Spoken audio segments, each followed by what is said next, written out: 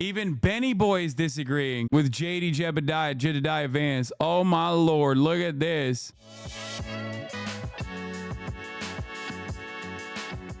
So there was one more thing I wanted to show you on JD Vance before we move on from that. Oh, here it is. Dude, nothing is as Rizless and as auraless as this video.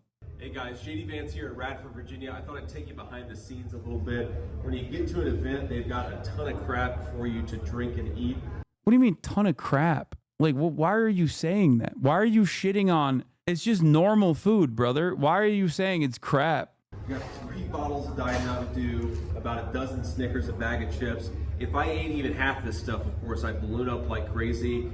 This is, Oh my God, this is exactly what Ron DeSantis was doing. Oh my God. Donald Trump defeated Ron DeSantis without ever even talking to him, only to have Ron DeSantis as his vice president. Oh my God. It's Sugar Man. He's doing it. He's doing it's Sugar Man. Yeah, the ghost of Sugar Man returns. This is the energy that powers the presidential and vice presidential campaign. Of course, I'm honored to be supporting President Trump. I'm honored to be his running mate. If you want to help us, chip in $5, chip in $15 to get the message out and to get people to the polls. This election is so important. Your resources help us do the things we need to win it.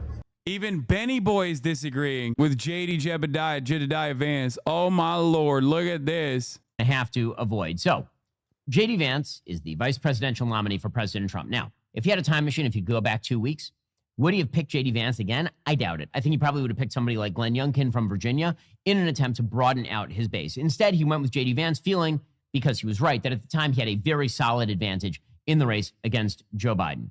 Well, again, JD is super smart. He also has a long history of public commentary.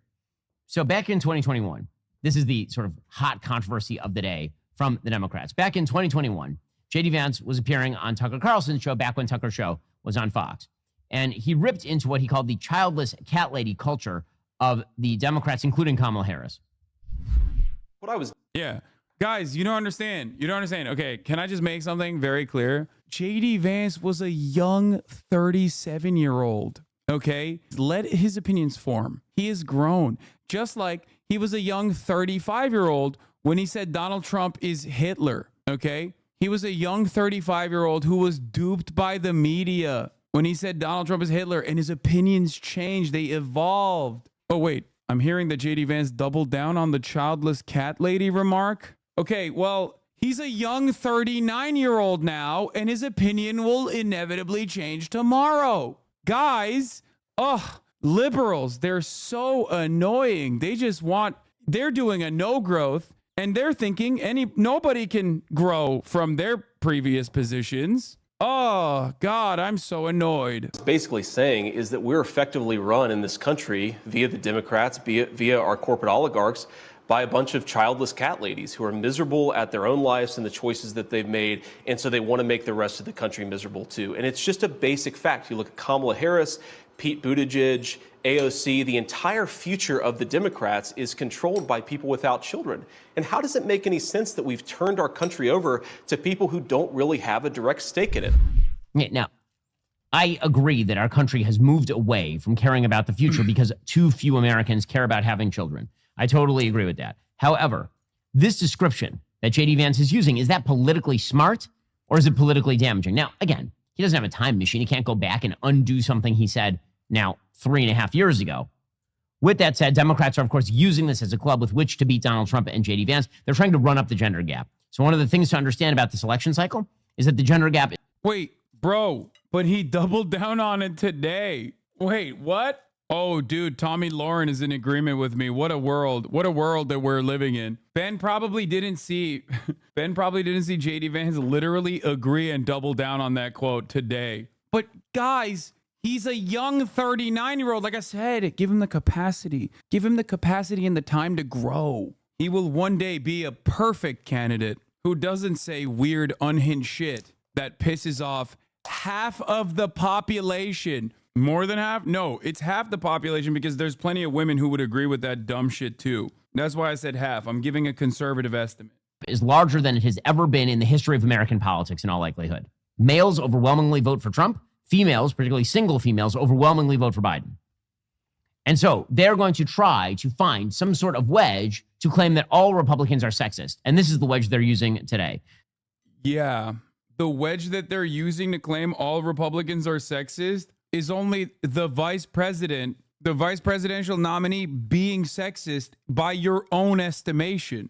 Like, what do you mean? Bro, you literally said, one, you agree with it.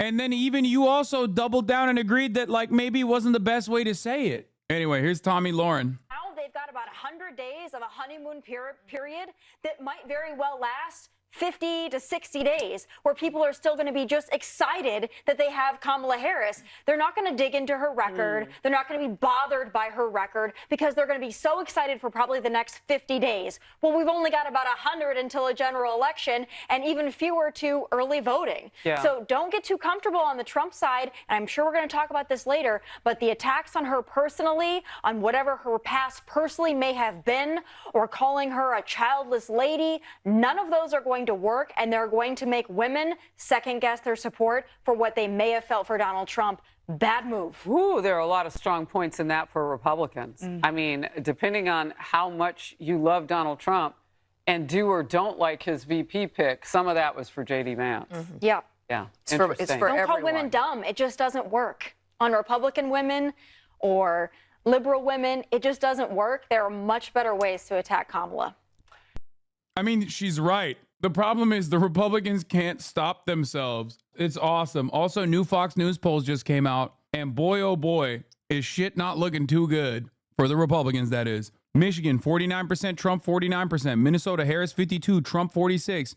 Pennsylvania, Harris 49, Trump 49. Wisconsin, Trump 50, Harris 49%. And for the record, this is being a Fox News poll doesn't change anything. Like, before you say, oh, that's a Fox poll, like that means that it's even better. Like, no, they have reputable polls. They don't f around with that shit. This isn't like Rasmussen or some shit. This is like a good poll, okay? New VP Harris told top advisors she's looking for a running mate who can balance the ticket, someone who's more of a governing partner, and effectively someone with executive experience at the highest level, which eliminates Mark Kelly and puts the equation on Shapiro, Bashar, or Waltz, the top of the line governor candidates on there. Or she means Joseph Robinette Brandon. Oh, it means Cooper too. That's true.